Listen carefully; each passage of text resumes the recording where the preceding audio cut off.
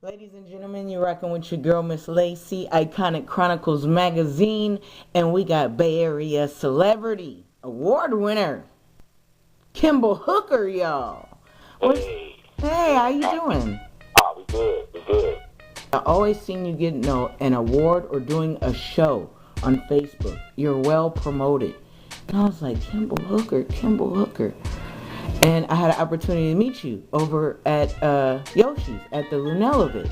So that was really cool. Fill us in about who you are, what you got popping, and all of that.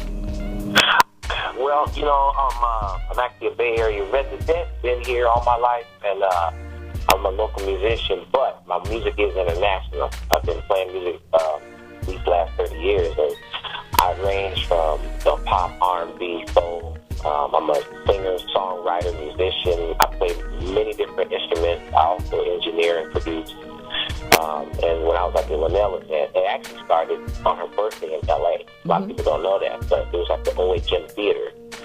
And Kelly Price, Troop, and several other artists like Faith Evans, they were there, and I actually took the stage, and I was blessed enough to be among that caliber of talent.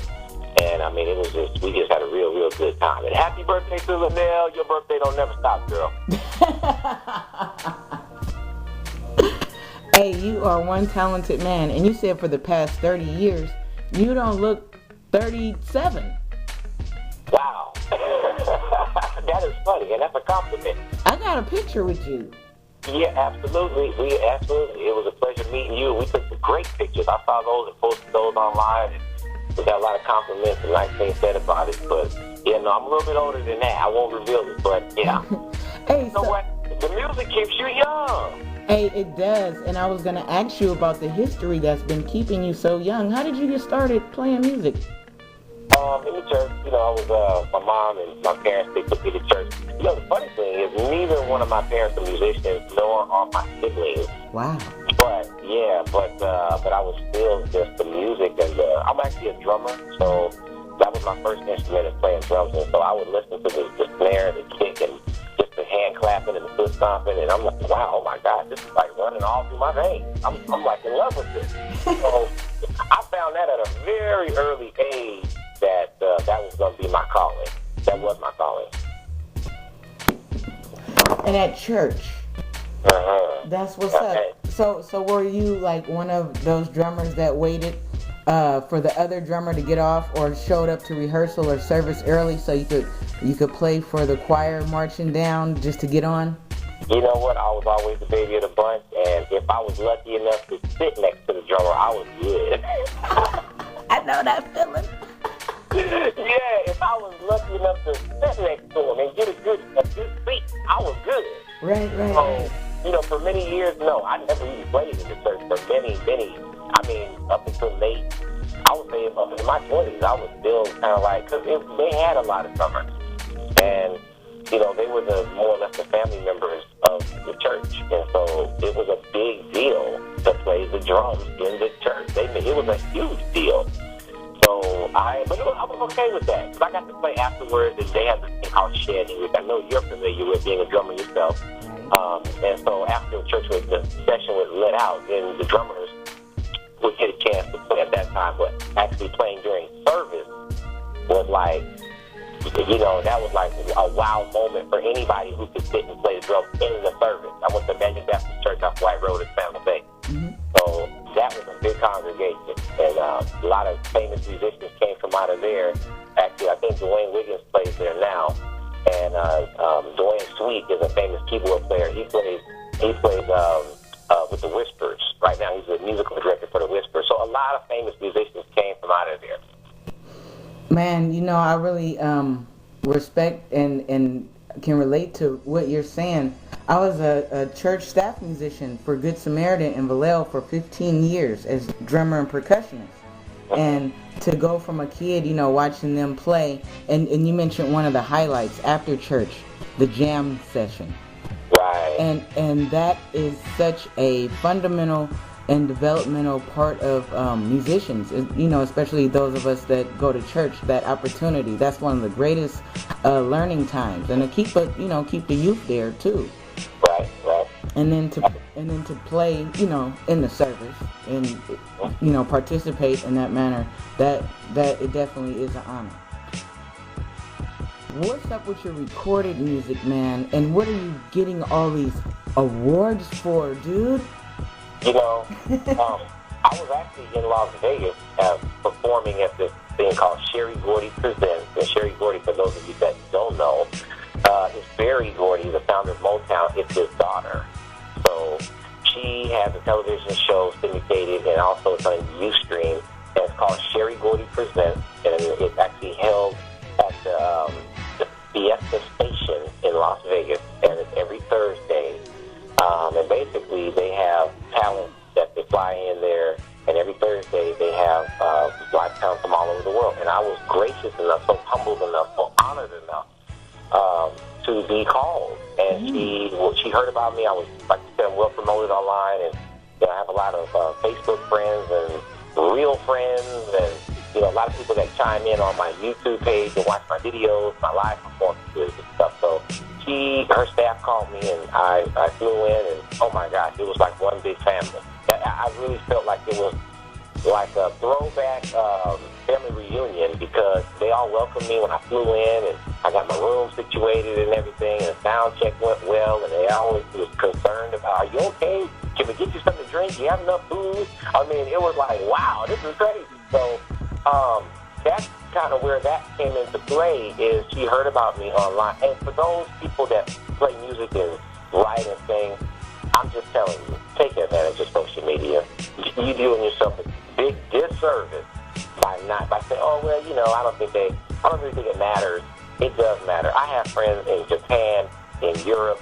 I have fans all over the world that they don't even speak the language, but they understand music.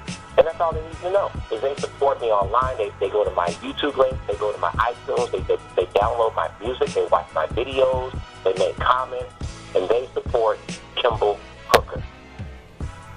You have a true following, and you're doing a great job. And you mentioned something important about the social media.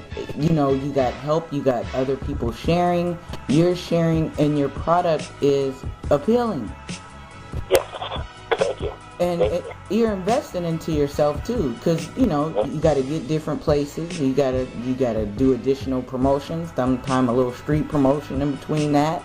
Right. And that's what's up. So, what are your goals with your CD? I'm actually in the middle of my second CD. My first one dropped last year, and that one was called Party Worldwide, and that's the one that kind of gave me a little momentum in France. Actually, a lot of momentum in France. I was like the poster child at France radio, to a major radio station, at the FM and online station. And I was, a lot of people took my remixes, or took my original song and made remixes. And then the cool thing is, they're in different countries, and they included me. A lot of times when people remix your music, they don't even include you. They just take your music and do what they want to with it. Right. These people were, like all over me with love and care, like, okay, we're going to give you credit for this, we're going to use it, and, then they would also ask me for my approval before they released it. But this is my second record. It's still incomplete. I'm still working on it right now. So what can people expect out of a Kimball HOOKER show? Oh my gosh, it's an experience. Absolutely. I think just the whole, I'm a feeler, I never really grew up like reading charts and music and stuff like that, but I definitely am an emotional player. Even my lyrics, they're all driven off of my upbringing and my past and my personal experiences. I don't really grab from like just making stuff up off the top of my head, just making stuff up. I really do relate to either my situation, someone else's situation, or something I read or saw or heard, and I can actually relate to it. And I bring the whole, wow, I feel him, I understand him. I bring that to the stage, even my presence, even the way I dress, even the song choices. I want to make sure that it's relatable to my fans. Right. It's real. Mm-hmm. And there's going to be all original material coming up. And so you got the full live band with you. How you going to rock that? There is there's going to be a live band. However, we'll likely be playing with tracks. Mm-hmm.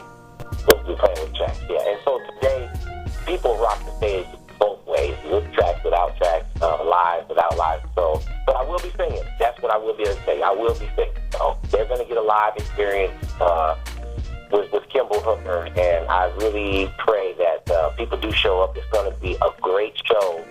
Even the other acts, I can't remember everyone that's going to be on the show, but everyone there is definitely stage worthy. So, yeah. Kimball, what's one of your favorite songs of yourself? I would have to say Light 'Em Up was my biggest one, but honestly, I like Prescription. I would say it got the least amount of attention, but, you know, me personally, I liked it because I wrote it from a really different place where I was mentally and in my heart. And so it's kind of I won't say it's a religious track, but it definitely touches on a spiritual side. Okay. Yeah. And let everybody know where they can follow you and know your tour schedule and get your material. I'm actually, so I have a website, KimballHooker.com, and Kimball is spelled Kimball, and Hooker is HOOKER.com, and all the music is there. You can go to iTunes, I'm there. I have a Reverb Nation, I have a band page on Facebook, I have a Twitter page, I have an IG Instagram page, and so I have all these different multimedia sites. I think that they work just fine. All my music is there. You can talk to me, ask me questions. You can share links. You can share videos and pictures. My website, KimballHooker.com. Also, I have a Pandora page as well, so you can go on there and like that. And for people that don't know, Pandora is huge.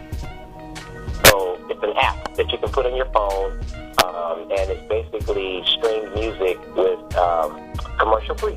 Okay. So I encourage everybody to go and check out my Kimball Hooker Pandora page. Okay. Well, ladies and gentlemen, do that. And Kimball, we're going to keep following you. And you know what?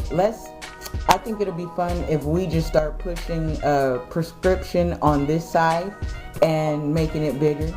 And we look forward to speaking with you in the future to see how that's going, and, you know, hollering about some shows, or we got each other's numbers, so we'll definitely stay linked. And it was a pleasure meeting you at Yoshi's, and I'm honored to have you in Iconic Chronicles magazine. Thank you so much for the interview and getting to know me. That's what's up. Thank you, Kimball.